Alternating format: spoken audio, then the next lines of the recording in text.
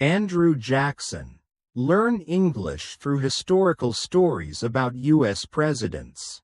Improve English. The story consists of 3 parts.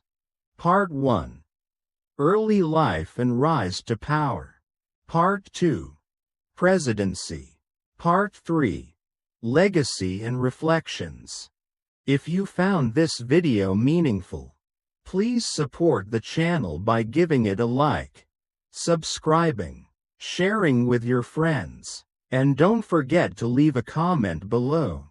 Sparkling heart, every little action from you is a big motivation for me to keep creating more valuable and heartfelt videos.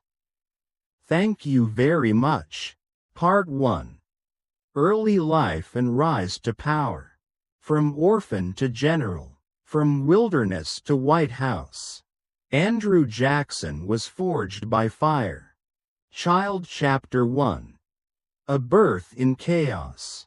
Andrew Jackson was born on March 15, 1767, in the Waxhaws, a rugged borderland between North and South Carolina. His exact birthplace is still disputed. A fitting beginning for a man whose life would stir arguments for centuries. He was born to Scots-Irish immigrants, and just 3 weeks after his father died in a logging accident. Raised by his mother, Elizabeth Hutchinson Jackson, Andrew grew up amid hardship, revolution, and loss. The American Revolution devastated the South. At just 13, Jackson joined the local militia. He served as a courier and was captured by the British, enduring beatings, starvation, and smallpox in a prisoner camp. In one infamous moment, a British officer ordered Jackson to clean his boots. He refused. The officer slashed Jackson across the face and hand with a saber, leaving permanent scars. More than physical, the moment etched a deep and lifelong hatred of the British in Jackson's soul. By the time he was 14, Jackson had lost his 2 brothers and mother, all casualties of the war. Balanced Scale Chapter 2. Law and Frontier Justice. Orphaned and restless, Jackson drifted. He taught school briefly, then studied law in North Carolina. With no formal college education, he passed the bar and set off westward to Nashville, Tennessee. There, Jackson built a name as a frontier lawyer, land speculator, and judge. He was tall, wiry, with flaming red hair and a volcanic temper. He gained a reputation for being fearless, proud, and fiercely loyal, but also impulsive and confrontational. He served as a Tennessee Superior Court judge and was elected to the House of Representatives, then briefly to the Senate. Yet Washington politics bored him. What he loved was the frontier, its grit, its duels, and its danger. Person Fencing Chapter 3. Duels. Honor and fire. Jackson believed in honor above all, and he was willing to die, or kill, for it. He fought in at least a dozen duels, most famously against Charles Dickinson, a man who insulted his wife Rachel. Dickinson shot Jackson in the chest, narrowly missing his heart. Jackson, bleeding heavily, stood firm and returned fire, killing Dickinson. He carried the bullet in his chest for the rest of his life. It was a symbol of his code: never retreat, never forgive a slight, and never yield. Rachel, his beloved wife, was his anchor. Their marriage was scandalous. She had unknowingly still been legally married when they wed, causing years of public shaming. Jackson defended her honor with fury, blaming her early death on political cruelty. Ballot box with ballot Chapter 4. The General and the Nation. Jackson's true rise began with war. During the War of 1812, he was appointed Major General of the Tennessee Militia.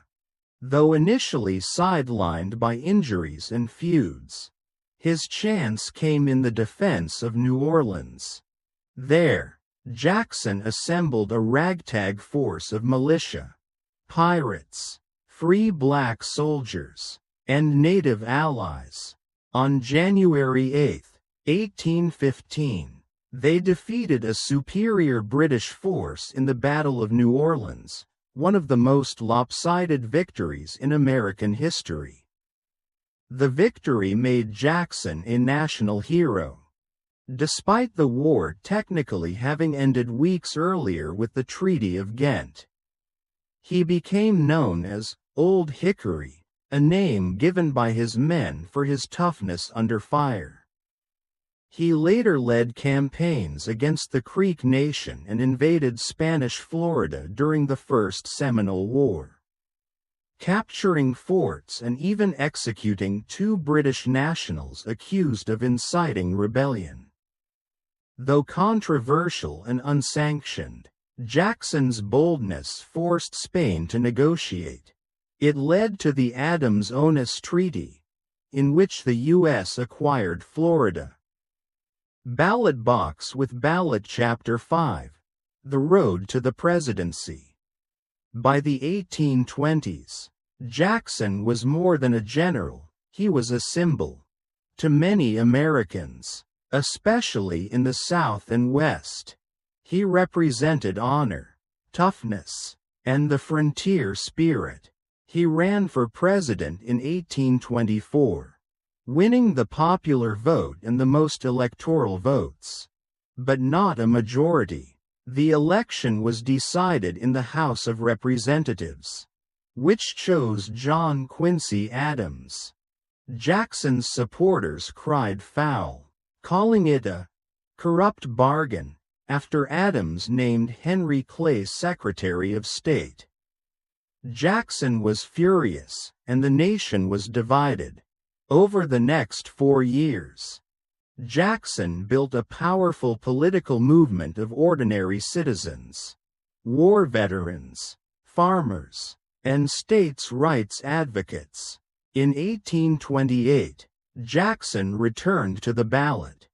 This time, he won a resounding victory, defeating Adams and ushering in a new era, the Age of Jackson. Fire Chapter 6.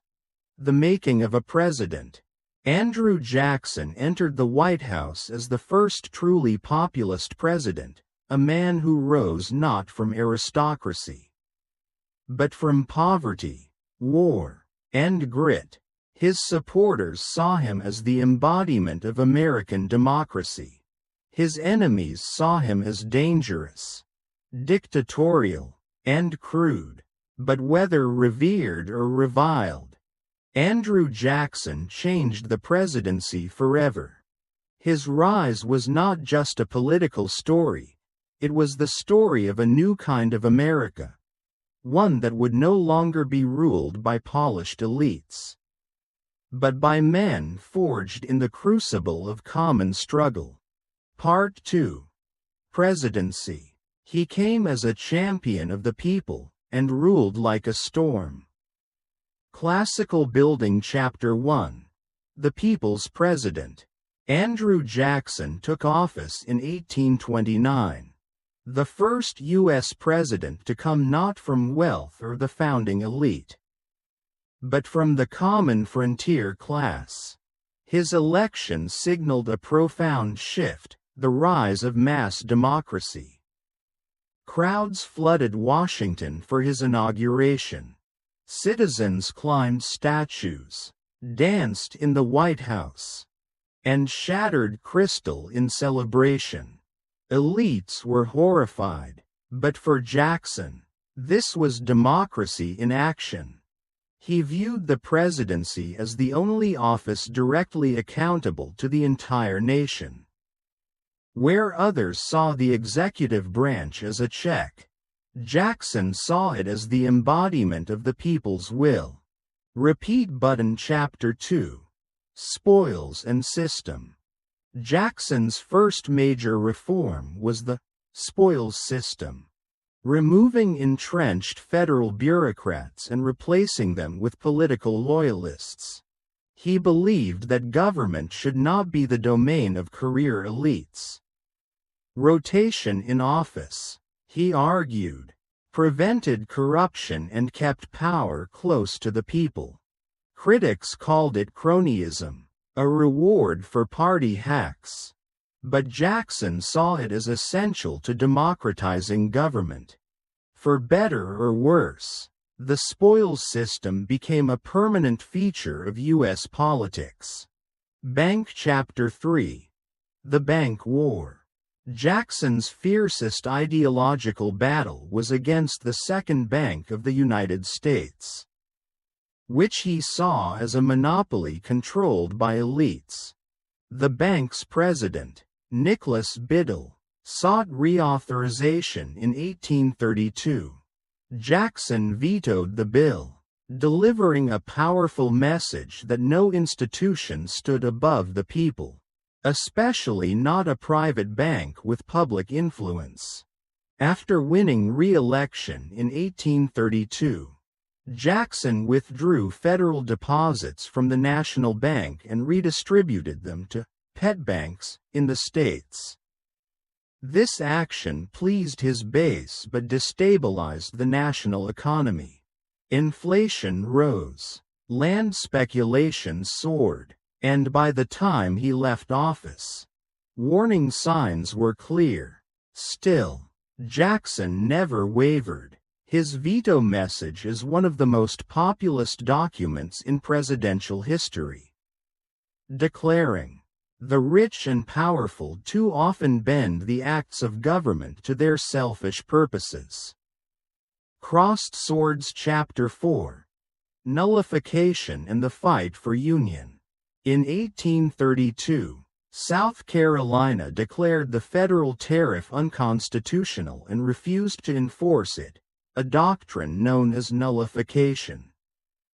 Jackson, a Southerner and slaveholder, surprised many by siding with the federal government. He believed in states' rights, but not disunion. He passed the Force Bill, authorizing military intervention if South Carolina resisted. At the same time, he encouraged Congress to pass a compromise tariff, easing tensions. Jackson's blend of steel and diplomacy preserved the Union, for now. But the crisis revealed fractures that would eventually explode in the Civil War. Rice Plant. Chapter 5. Indian Removal and the Trail of Tears. One of the darkest legacies of Jackson's presidency is the Indian Removal Act of 1830. The act called for the relocation of Native American tribes from their ancestral lands in the Southeast to territories west of the Mississippi. When the Cherokee Nation resisted through the courts, the Supreme Court ruled in their favor in Worcester v. Georgia, but Jackson refused to enforce the decision, reportedly saying, "John Marshall has made his decision, now let him enforce it." The result was the Trail of Tears, a forced march of Cherokee people to Oklahoma during the winter. Thousands died from starvation, exposure, and disease. Supporters framed it as national expansion, but history remembers it as forced displacement and ethnic cleansing. Ballot box with ballot. Chapter 6. The 1832 re-election. Jackson faced Henry Clay in the 1832 presidential election. Clay made the bank war the central issue. assuming Jackson's anti-bank stance would lose favor. He miscalculated. Jackson won in a landslide, solidifying his base and confirming the popular mandate for his vision of democracy. His second term was filled with economic turbulence and political opposition, but Jackson's grip on power remained firm. Downward Trend Chapter 7. Panic and Fallout. In 1836, Jackson issued the Specie Circular, requiring land purchases to be made in gold and silver rather than paper money. It was meant to curb speculation, but it triggered the Panic of 1837, a financial crisis that erupted under his successor Martin Van Buren. Banks collapsed, unemployment surged, the nation plunged into depression. Jackson had left office, but his policies cast a long shadow. Statue of Liberty Chapter 8. Reshaping the Presidency. Jackson redefined the presidency more than any man since George Washington. He vetoed 12 bills, more than all previous presidents combined. He strengthened the executive branch, centered political power in the White House, and expanded the role of popular appeal in governance. To his followers, he was the defender of democracy. To his critics, he was King Andrew, a demagogue who ruled by force of personality. His opponents formed the Whig Party, coalescing around the belief that Jackson's power needed checking. Home Chapter 9. Farewell to Washington. In 1837, Jackson left the presidency and returned to his plantation, the Hermitage, in Tennessee. He remained a political force behind the scenes, advising Van Buren, attacking the Whigs, and nurturing what would become the Democratic Party. He received visitors from across the country, admirers, journalists, and young politicians. Some came to challenge him. Most came to pay homage. Scroll Chapter 10. The Man and the Myth. Andrew Jackson changed American politics forever. He democratized it, nationalized it, and personalized it. He expanded suffrage, reshaped political parties, and championed the notion that the people, not elites, should rule. Yet his presidency was also marked by violence, exclusion, and contradiction. He expanded democracy for white men while displacing Native Americans. He fought against concentrated economic power while amassing executive dominance. He remains one of the most complex and polarizing figures in American history. Part 3. Legacy and Reflections. The man who ruled with fire left a nation still burning with debate. Scroll Chapter 1. The General's Final Battle. On June 8, 1845, Andrew Jackson died at the Hermitage, his estate near Nashville, Tennessee. He was 78 years old, weary in body but unbowed in spirit. As family and close friends gathered around his bed, Jackson summoned the energy to offer a final piece of instruction. "Be good children, and we shall all meet in heaven."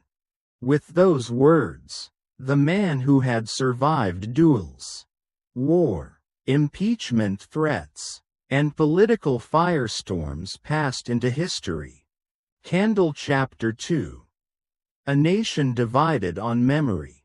Even in death, Jackson divided the country.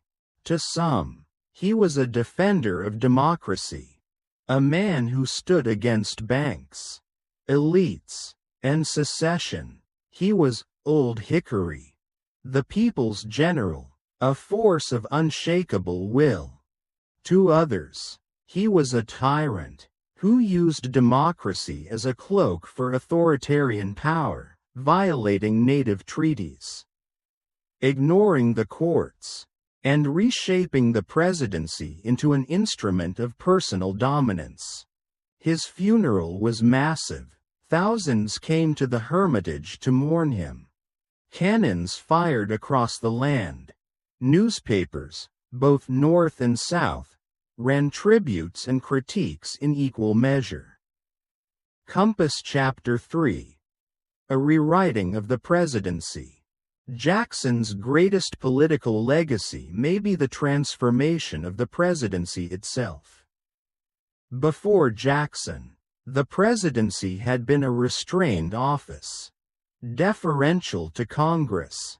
After Jackson, it became a people's pulpit, a position from which the president could rally support, block legislation, and shape national identity.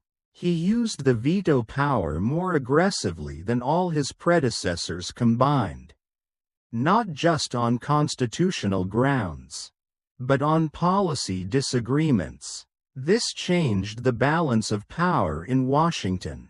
He also forged a deep bond with voters, using partisan media, mass rallies, and patronage to build loyalty.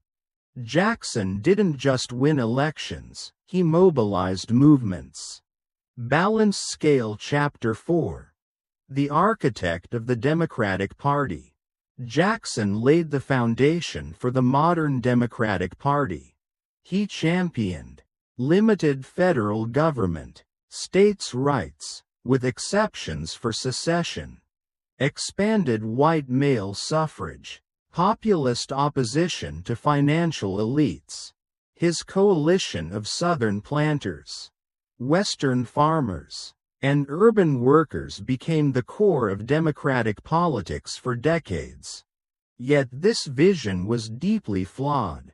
Women, Native Americans, and enslaved people had no place in Jacksonian democracy.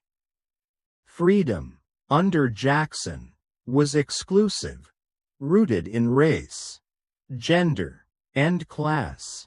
Rice Plant Chapter 5. A Dark Shadow, Indian Removal. Perhaps no policy defines Jackson's legacy more than the Indian Removal Act of 1830. Jackson believed native tribes stood in the way of American progress. Despite legal rulings upholding native sovereignty, Jackson pressed forward with their forced relocation. The Trail of Tears, a tragic result of his policy, saw thousands of Cherokee, Muskogee, Seminole, Chickasaw, and Choctaw people marched west. Many died of cold, starvation, and disease. Jackson viewed it as a victory. History views it as a national shame. Modern scholars and activists debate whether monuments to Jackson should stand. Some advocate for removal. Others argue his complexity should be taught, not erased. Farmer Dark Skin Tone Chapter 6. A Slaveholding President. Jackson owned over 150 enslaved people during his life. They worked the fields of the Hermitage, built his fortune, and were denied the rights Jackson so passionately defended for white men. He never expressed remorse for slavery. In fact, he supported efforts to strengthen the institution and opposed any form of abolitionism. This aspect of his legacy is among the most troubling. Jackson's personal success was inseparable from human bondage, a fact that modern assessments cannot overlook. Scroll Chapter 7. Memory in Money and Maps. Andrew Jackson's face adorns the $20 bill, though there have been efforts to replace it with Harriet Tubman due to his record on race and native policy. Towns, counties, and cities across the U.S. bear his name. Jackson, Mississippi is the most prominent, but there are dozens more. Statues, memorials, and schools reflect the scale of his legacy, but also spark heated debate about who America chooses to honor. Books Chapter 8. Historians and the Verdict of Time. Historians remain divided on Jackson. Early 20th century scholars praised him as a champion of the common man. Later scholars, especially during the civil rights era, focused on his role in slavery and native removal. Modern analysis sees him as both a man of immense democratic innovation and moral contradiction. He is frequently ranked among the top 10 presidents for impact, but is also listed among the most controversial. No consensus exists, and perhaps that's fitting. Jackson was not built for consensus. He was built for conflict. Dove Chapter 9. The American Mirror. Andrew Jackson's story is not just the story of a man. It is the story of America itself. Bold, but brash. Democratic, but exclusionary. Fearless, but reckless. Heroic, but haunted. He believed in the people, but not all the people. He fought for liberty, but denied it to many. He expanded the nation, but at great cost. In his contradictions, Jackson reveals the enduring paradox of American identity. Scroll Chapter 10. The Final Reflection. Jackson once said, "I was born for the storm, and a calm does not suit me." He lived by that creed. He fought battles, real and political, with fury. He shaped institutions and wrecked them. He inspired millions and terrified just as many. Today, we are left with the echoes of that storm. In the age of populism, strongmen, and culture wars, Jackson's ghost looms large. His ideas about power, people, and democracy still ripple through American politics. He was not perfect. He was not gentle. But he was undeniably American. And for that, history cannot ignore him. If you found this video meaningful, please support the channel by giving it a like, subscribing, sharing with your friends, and don't forget to leave a comment below.